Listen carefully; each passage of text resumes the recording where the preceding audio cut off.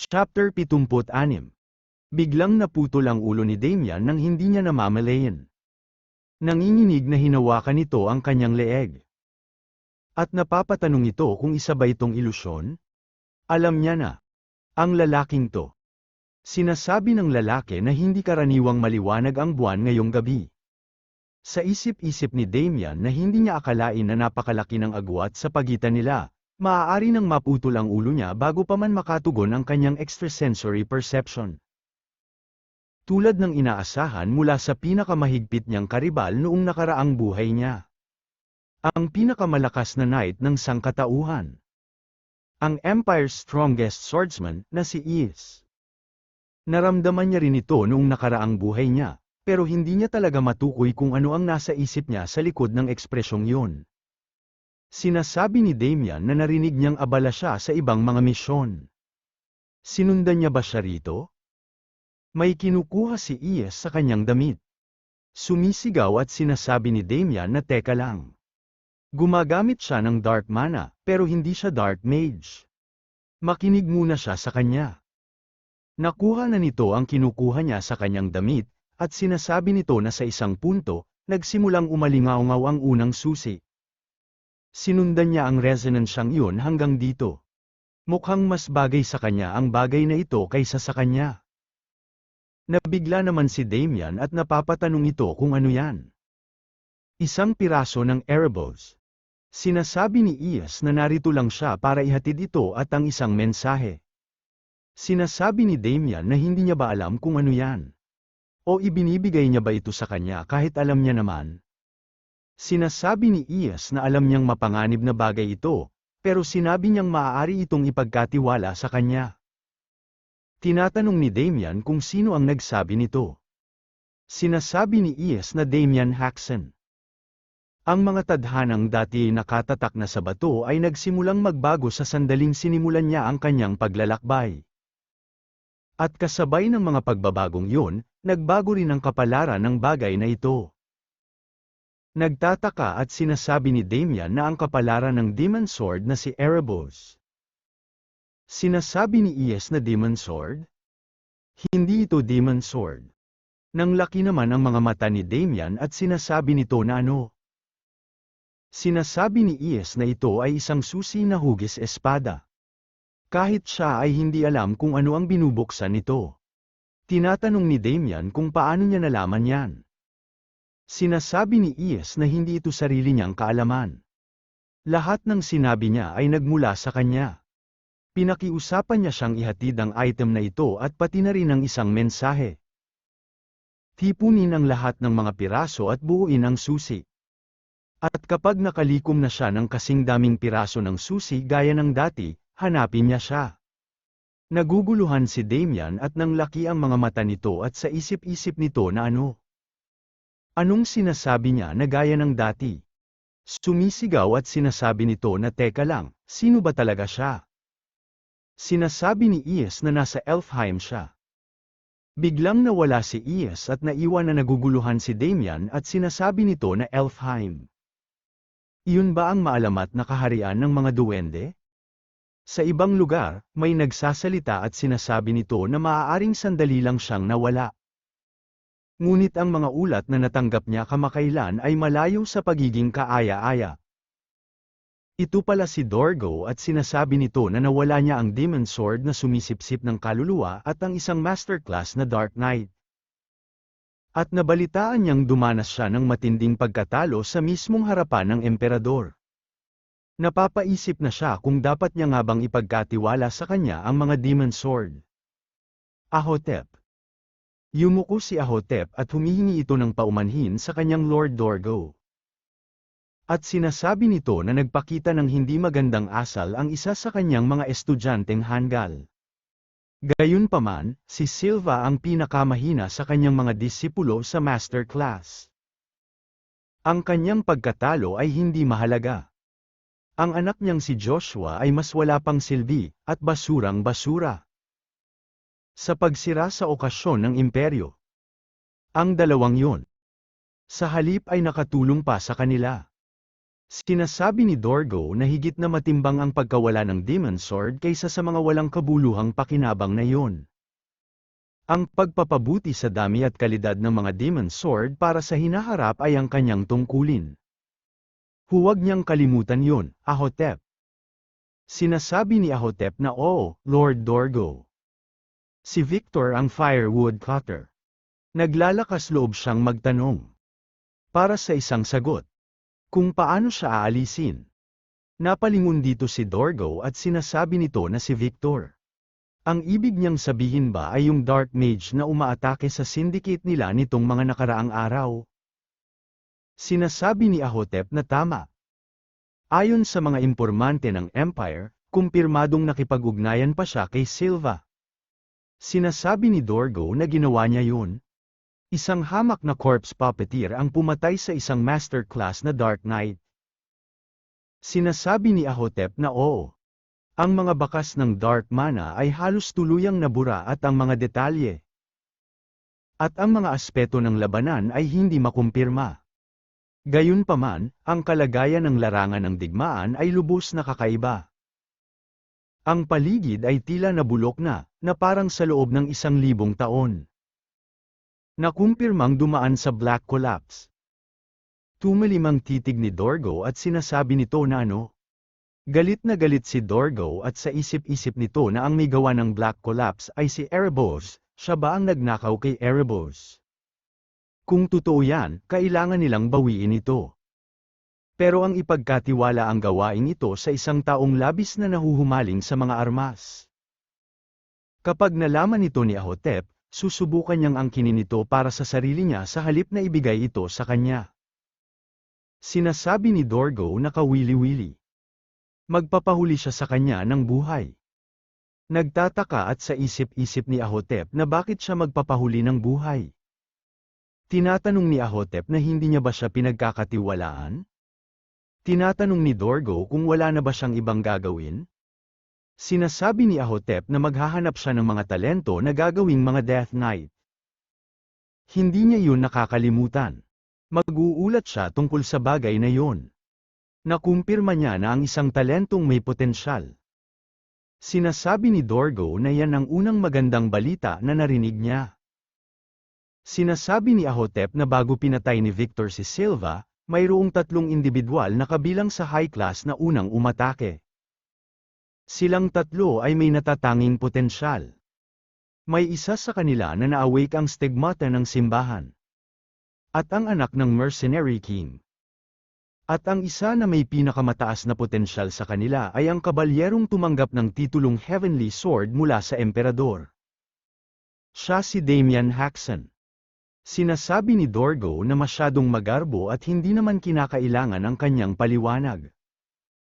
Sa madaling salita, si Damian Haxon. Damian Haxon. Pangalan niya na hindi niya pa naririnig noon. Bakit ang sarap nitong bigkasan? Damian Haxon.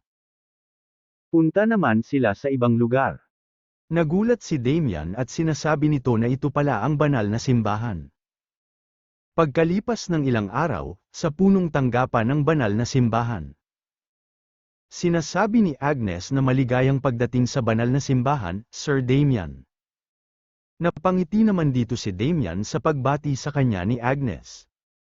Namumulang sinasabi ni Agnes na gaya ng ipinangako niya, gagabayan niya siya. Medyo malaki ang simbahan, kaya mangyaring sumunod ng mabuti sa kanya. Sa isip-isip ni Damian na mukhang nasa mabuting kalagayan ang kanyang kalooban. Dahil ba nasa bayan niya siya? May nagsalita at sinasabi nito na hinto. Bawal pumasok sa bakuran ng simbahan ang mga hindi kabilang dito. Sinasabi ni Agnes na siya si Agnes ng Burning One. Naatasan siyang gabayan si Sir Damian Haxon na inimbitahan ng simbahan. Nagulat naman ang 2 bantay na si Damian ang dumating. Ang sikat na yon. Ang namukod-tangi noong kamakailang pagsakop. Isang karangalan na makita sila ng personal ng ganito. Sa isip-isip ni Damian na pagsakop. Ang insidente ba ng corpse play ang tinutukoy nila? Nagkakagulo ang mga paladin sa likod nang makita nila si Damian, at parang nakakita ng isang bossing Vic. At sinasabi ng mga ito na ano. Narito si Honorary Knight Damian Haxon. Siya ba yung lalaki na nandoon? Totoo nga, guwapo siya. Isang lay knight na mas deboto pa kaysa sa isang paladin. Isang malaking karangalan na makaharap siya ng personal. Nagsigawan naman ang mga paladin, at sinasabi nila ang pangalan ni Damian. Nagulat naman dito si Damian at sa isip-isip nito na nakalimutan niya ang dahilan kung bakit napapagod siya tuwing nakakasalamuhan niya ang mga tao mula sa simbahan. Dinumog nila si Damian ng mga paladin, at nakikiusap sila na sumali siya sa kanilang sekta. Natakot naman si Damian nung bigla siyang pinagkaguluhan. Nabahala naman dito si Agnes, at sumisigaw at sinasabi nito na umiwas siya. May biglang tumalon at napatitig siya dito, at bigla siyang inatake nito. May nagsasalita at sinasabi nito na hindi niya akalaing maiiwasan niya ang sorpresang pag-atake ng matandang ito. Mukhang hindi pala walang batayan ang mga usap-usapan. Sinasabi ni Damian na kung seryoso siyang umatake, hindi niya sana ito maiiwasan.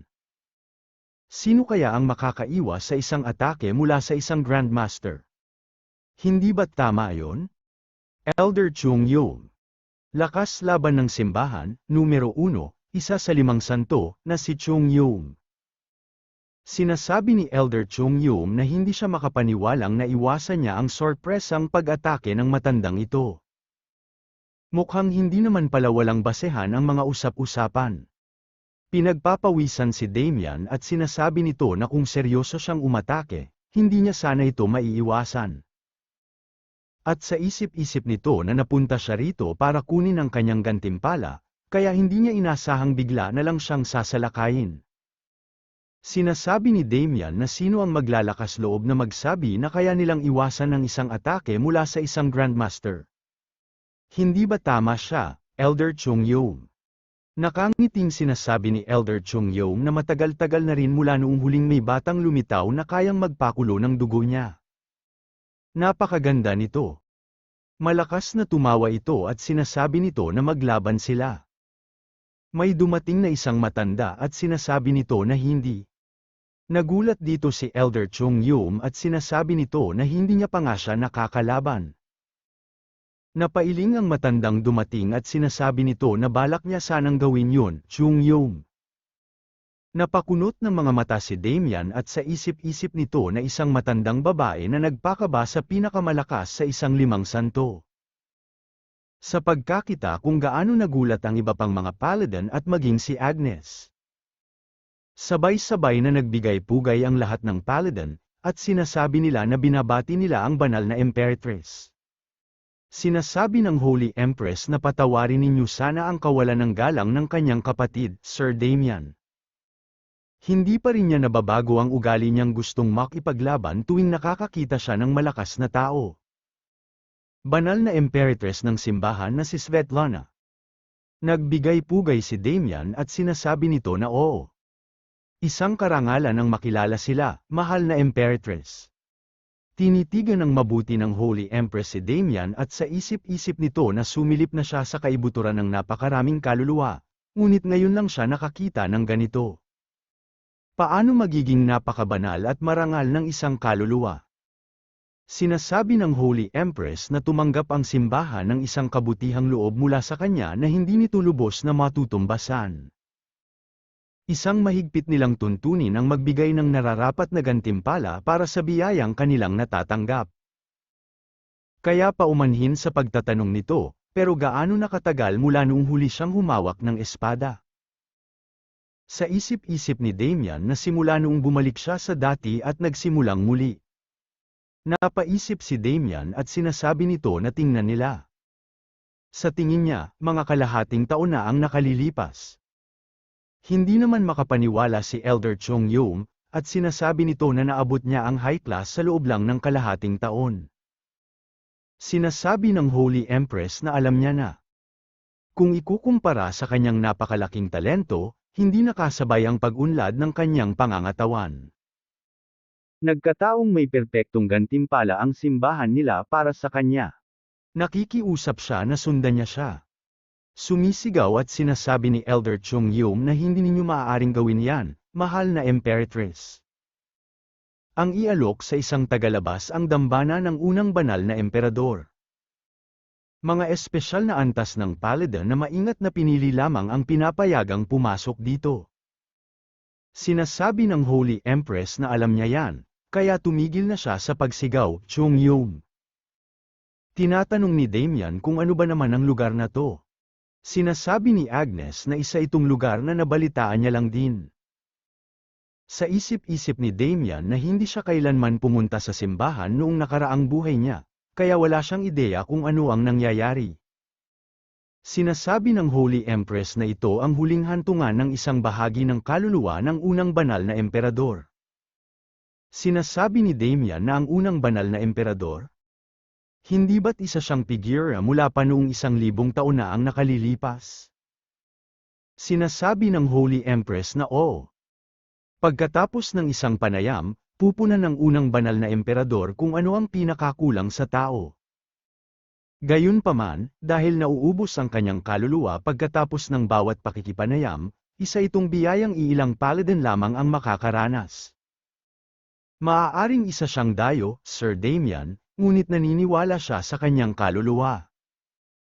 Sigurado siyang malugod siyang tatanggapin ng unang banal na emperador. Siya lang ang makakapasok sa lugar na ito, kaya maghihintay sila sa labas. Kung mananalangin siya sa harap ng banal na espada sa loob ng Dawn, makikita niya siya. Nakapasok na si Damian at nanlaki ang mga mata nito.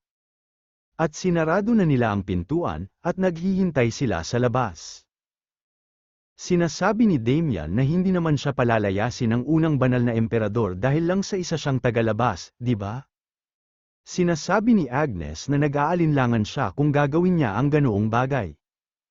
Sinasabi ni Elder Chung Yum na swerte na siya kung mapalayas man lang siya ng buo ang katawan.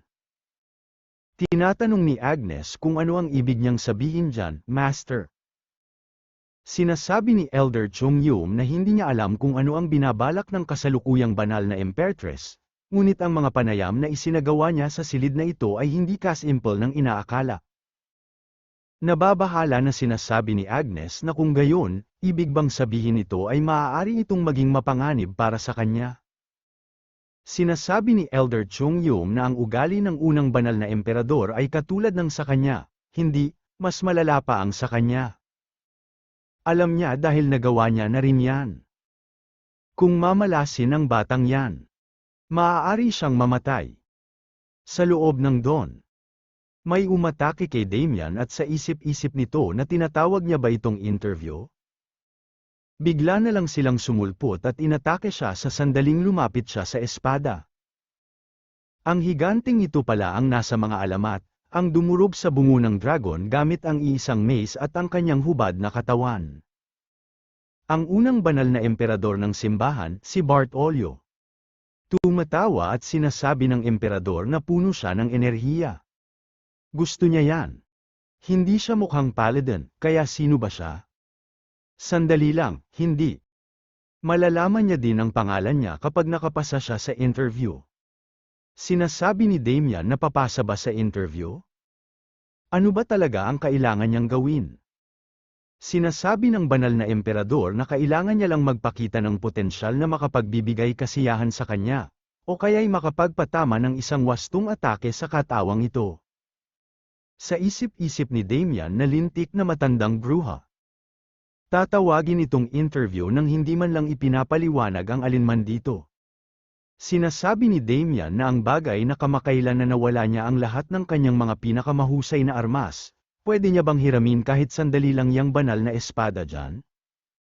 Sinasabi ng banal na emperador na ang Dawn ba? Kung kaya niya itong hugatin, syempre.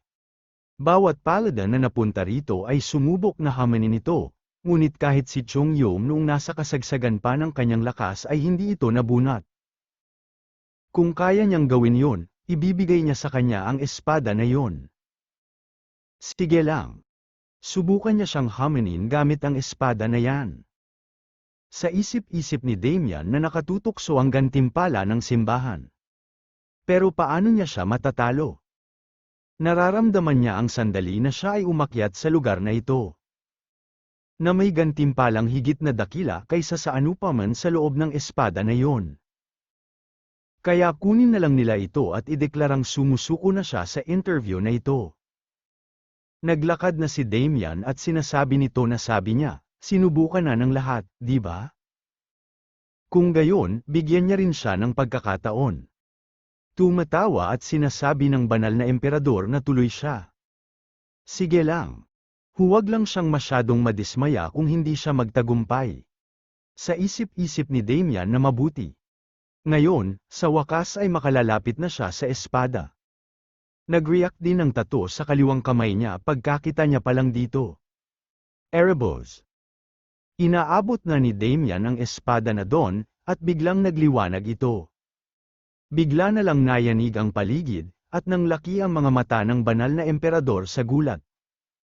Sa isip-isip ni Damian na hindi niya alam kung bakit ito nasa simbahan, pero alam niya na. Isa itong piraso ng Erebos. Ngayon, kailangan niya na lang magkunwaring lumaban ng sandali, pagkatapos ay ipahayag ang kanyang pagkatalo at umalis. Pero medyo mas malaki na ang tato ngayon. Bigla na lang umatake ang banal na emperador, at nakaramdam ng pagkabahala si Damian, at bigla nitong inactivate ang third ring. At tumalsik ito sa ginawang atake ng banal na emperador. Sumisigaw at sinasabi ng banal na emperador na hayop siya. Demonyo ba siya na pumunta sa lugar na ito para magnakaw ng isang selyadong bagay? Papatayin niya siya agad. Sa isip-isip ni Damian na hindi siya makapaniwalang ganito kalaki ang pinsalang natamo niya kahit na nag-guard siya gamit ang third ring. Sinasabi ni Damian na sandali lang, nagkakamali siya ng pagkakaintindi. Iniipon niya ang Erebos sa ilalim ng utos ng Elfheim. Nabigla naman dito ang banal na emperador nung nabanggit ni Damian ang Elfheim. At sa isip-isip nito na si Milline. Ang babae ba na yon? Sumisigaw at sinasabi nito na itinago ng Elfheim ang kanyang pag-iral sa loob ng 1,000 taon. Sinasabi niya bang binali niya ang libu-libong taong pananahimik na yun para lang magbigay sa kanya ng mga utos? Talaga bang inaasahan niyang maniniwala siya riyan? Sinasabi ni Damian na maniwala man siya o hindi, iyan ang katotohanan. Hindi siya nandito. Sa isip-isip nito na isang seal. Kung tama ang hula niya. Nabunat na ni Damian ang espada, at sinasabi nito na alam niya na. Madali lang itong matanggal. Nakangiting at sa isip-isip ni Damian na mukhang hindi pwedeng sumuko sa kalagitnaan. At batid nito na isa pa, marami siyang matututunan sa pakikipaglaban. Ipagpatuloy na nila ang interview. Nabigla naman dito ang banal na emperador, at sinasabi nito na hindi niya akalain na ang isang hindi paladin ay nakagagamit ng banal na kapangyarihan upang pagalingin ang kanilang mga sugat. Sa isip-isip ni Damian na bagaman sinabi niya yon, sa totoo lang, hindi siya kampante. Ang kalaban niya ay isang superhuman mula sa 1,000 taon na ang nakalilipas na humigit pa sa isang Grandmaster. Malamang na magkakaroon lamang ng isang pagkakataon upang makapagpakawala ng isang matinding tama. Ginamit ni Damian ang Authority of Wrath. At sa isip pa nito na agad niyang dodoblehin ang kanyang mana capacity at dadalhin ang ikatlong singsing sa pinakamataas na limitasyon nito. Sinasabi ni Damian na sige, heto na siya. Bigla naman pinahinto nito ng banal na emperador at sinasabi nito na pasado na siya. Nagtitiwala siya sa kanya. Dahil imposibleng gumamit ng banal na kapangyarihan ng isang masamang nilalang. Nagtataka at tinatanong nito kung yun na ba talaga? Paano naman ang nakaselyong item? Sinasabi ng banal na emperador na sigurado siyang may naiisip na ang reyna ng mga elf. Sa isip-isip ni Damian na ang hilaw at palpak naman. Sinasabi ng banal na emperador na higit sa lahat, gusto niyang makipaglaban sa kanya ng maayos. Mayroon ba siyang nakatagong mga elixir o iba pang paraan para mapalakas ang kanyang kakayahan? Sinasabi ni Damian na nasa kanya nga ang elixir at dragon heart na nakuha niya sa pamamagitan ng pamimilit. Mula sa imperyo noon.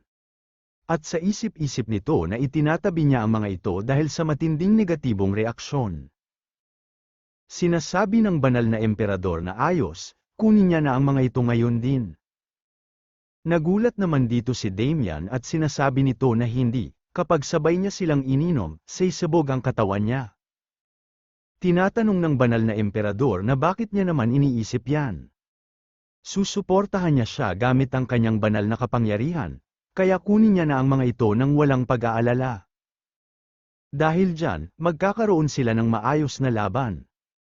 Sa ibang lugar, nakangiting sinasabi ni Marg Arta na Agnes. Isinama niya si Damian? Magpapakasal na ba sila sa wakas? Sinasabi ni Gamal na Marg Arta na masyado siyang nagmamadali sa paggawa ng conclusion, Margata. Sinasabi ni Agnes na kapwa-alagad, humihingi siya ng paumanhin dahil hindi niya siya napuntahan agad pagkarating niya. Tinatanong ni Marg Arta na kung nasaan si Sir Damian. Sinasabi ni Gamal na binabati niya ang banal na Imperatress at si Lord Chungyong. Margata, hindi niya ba nakikita ang kanyang Panginoon at ang banal na Imperatress? Sinasabi ni Elder Chungyong na kasalukuyan siyang nasa loob ng dambana ng unang banal na emperador. Sinasabi ni Marg Arta na pinapasok niya pa talaga ang isang tagalabas dyan. Sinasabi ni Elder Chungyong na ito ang kalooban ng banal na Imperatress. Nakita nito si Victor at napapatanong si Marg Arta kung sino siya. Nagulat naman si Victor na napakalaki ng kanyang katabi. Sinasabi ni Gamal na kung si Sir Damian, higit pa siya sa kwalipikado. Sinasabi ni Marg Arta na kung gayon. Hindi ba't nangangahulugan yun na maaaring mawala sa kanila ang kanilang kapwa-alagad ang kanyang kasintahan? Hindi naman siya talaga mamamatay, di ba?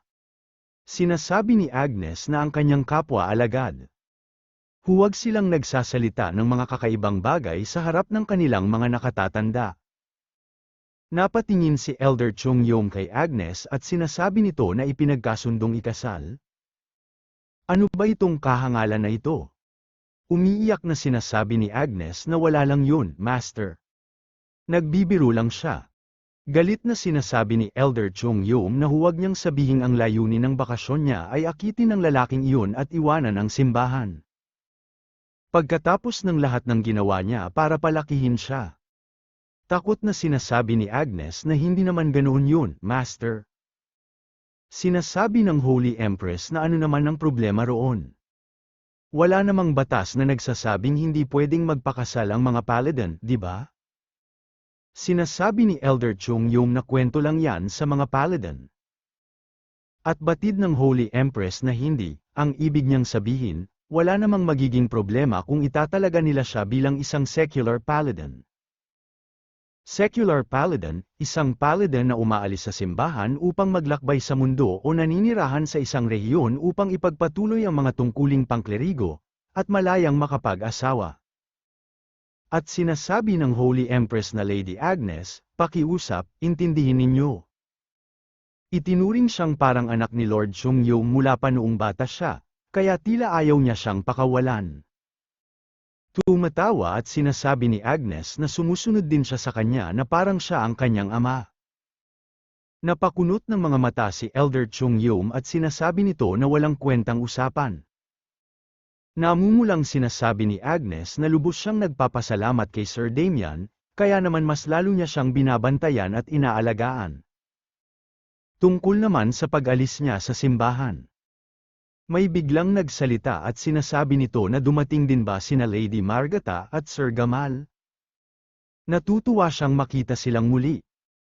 Namumulang sinasabi ni Agnes na naging ibang-iba na siya kumpara noong una siyang pumasok, Sir Damian. Ito pala si Damian at nakalabas na ito, at sinasabi nito na oo, sa wakas ay nagawa niya na. Naabot niya na ang masterclass. Nagulat naman ang lahat sa narinig nila. Hindi naman makapaniwala si Elder Chungyong at sa isip-isip nito na hindi. Kahit pa ipagpalagay nila nagtagumpay siya sa interview at na-promote ang espada sa kanyang kamay. Malinaw na ito ay ang Don, na tanging isang tunay na paladin lamang ang makakahugot. Sumisigaw at sinasabi ni Elder Chung Yom na gago ka. Paanong napunta yan sa mga kamay niya? At biglang pinagpapawisan si Damian, at sa isip-isip nito na paano niya balulusutin ito sa pamamagitan ng pagsasalita. Ilang minuto ang nakalilipas. Nakahandusay si Damian sa sahig at tumatawa ang banal na emperador at sinasabi nito na nakakatuwa yun, Damian Haxon. Sa isip-isip ni Damian na nakapasok siya sa master class, pero ni minsan ay hindi siya nanalo. Sinasabi ng banal na emperador na huwag niya nang intindihin ang iba pang mga bagay. Mula ngayon, mag-focus lang siya ng lubos sa pag-eensayo ng kanyang katawan.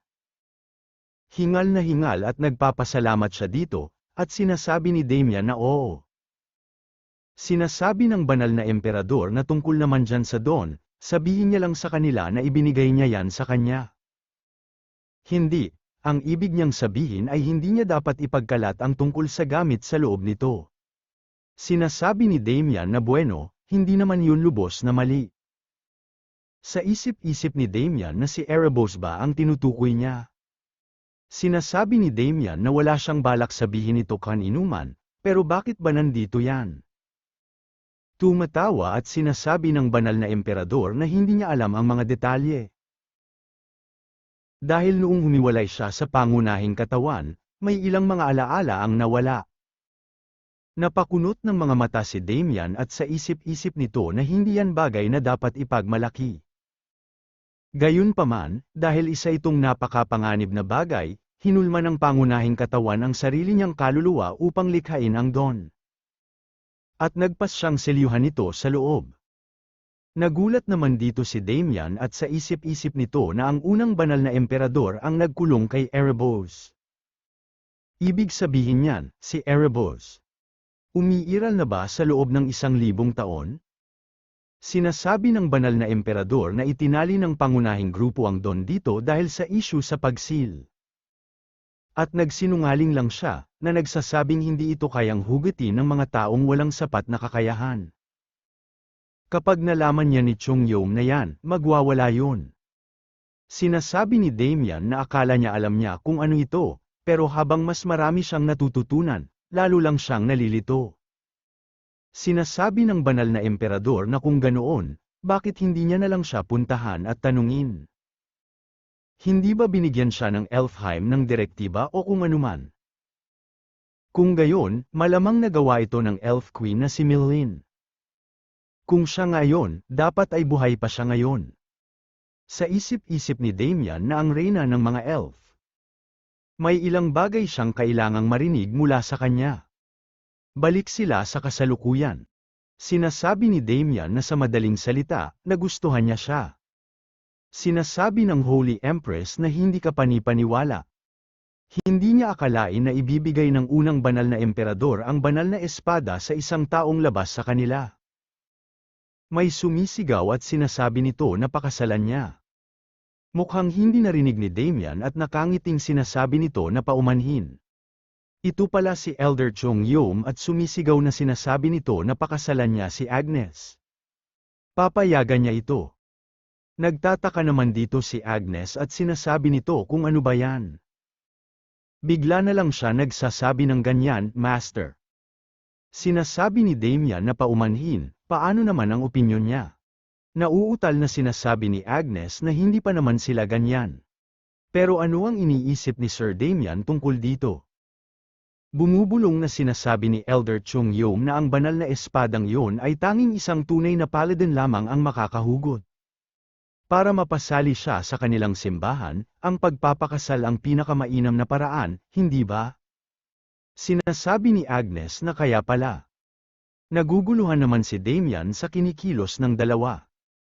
Nakangiting sinasabi ni Victor na dobleng pagdiriwang ito, batang Panginoon. Lubos niya itong sinusuportahan. Ang kasal ni Lady Louise at ang pag-iisang dibdib ng batang Panginoon. Siguradong matutuwa ng labis ang Viscount. Sa isip-isip ni Damian na tama, ang kasal ng kapatid niyang babae. Tuluyan niya nang nakalimutan. Sinasabi ni Damian na Victor, ilang araw na lang ang natitira bago ang kasal ng kapatid niyang babae. Sinasabi ni Victor na 1 linggo na lang ang natitira. Kung sasakay sila ng karawahe mula rito ngayon, halos hindi na nila ito aabutan. Biglang kinuha nito si Victor at tumakbo na sila agad. Sumisigaw at sinasabi ni Elder Chung Yum na tumatakas ang lalaki na yan. Sumisigaw at sinasabi ni Damian na salamat sa gantimpala. Aalis na siya. Sumisigaw at sinasabi ni Elder Chung Yum na napakawalang utang na loob na batang salbaha. Walang-wala siyang respeto sa banal na Imperatress. Banal na Imperatress, ayos lang ba na hayaan na lang siyang umalis ng ganoon? Sinasabi ni Marg Arta na ang tagal na nilang hindi nagkita. Sana ay nanatili siya ng mas matagal. Sinasabi ng Holy Empress na ayos lang. Bagamat hindi inaasahan ang pag-alis ng Don.